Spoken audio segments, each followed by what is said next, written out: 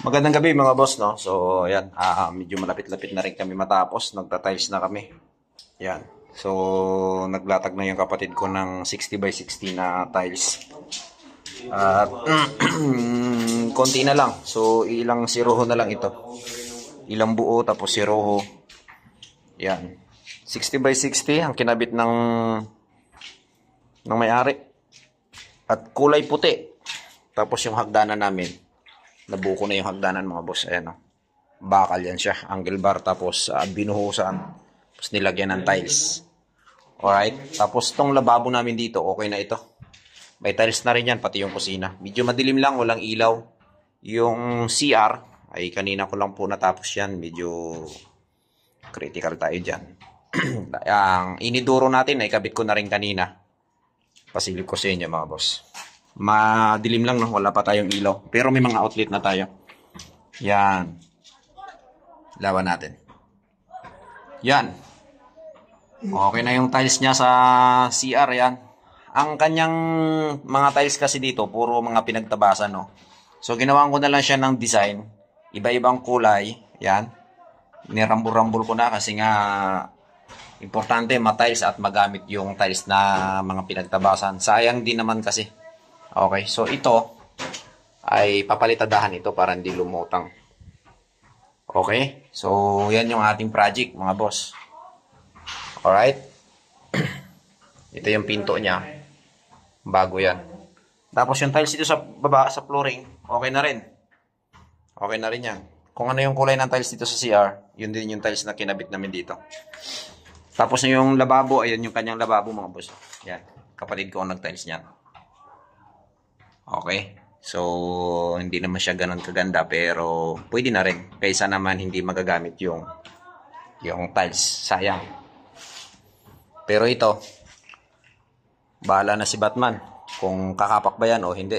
I think di naman talaga yan kakapak kasi ang gamit namin na pantapal diyan ay EVC na adhesive. Medyo matibay yan. So, at pinuruhan pa namin ng simento. Bali, 20 piraso nga pala ito na tiles, mga boss. Ang kabuuan nito, yung dito. Magtataka kayo bakit mas mababa yung tiles dito sa baba, sa kabuuan ng flooring, kaysa naman dito sa kusina. Yan po kasi ang gusto ng may-ari. Okay, kasi ang kinukuha niya, ang winuwuri niya diyan, ang gusto niya siguraduhin. Yung klibi ng tubig na nanggaling dun sa kusina, sa lababo, papunta dun sa labas, hindi bumalik sa kanya. Yun ang gusto niya. Kaya ayan, nang suggest niya sa amin ay taasan daw ito. Kaya tinaasan namin. So wala namang problema yan. Kahit na mataas dito, walang problema yan. Kasino lang naman yan.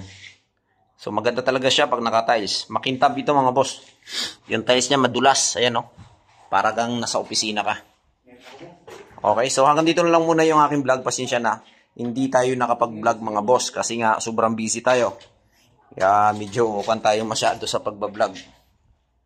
Tigil-tigil muna pero siyempre ay ipapasilip ko sa inyo kahit papaano yung aming gawa. Alright, ito yung second floor sa taas. Okay, so may kisame pa yan at may pintura. Sana yung kisame matapos namin ng mga 2 araw kung kaya tapusin. Kasi may kwarto pa dito sa baba mga boss. Lalagyan pa ito ng kwarto. Ang plano ko nga sana, puro lang metal pa rin gamitin sa kwarto eh. Ang tibay. Wala tayong pagkakapitan. Dito, nakakapit sa kanya, tibay yan. So, isang tubular lang doon. Isang tubular lang ilalagay mo dyan, oh. Tsaka doon, puro na metal pa rin yun. Pako doon sa kanya. Nakon yun, pagkababarina mo.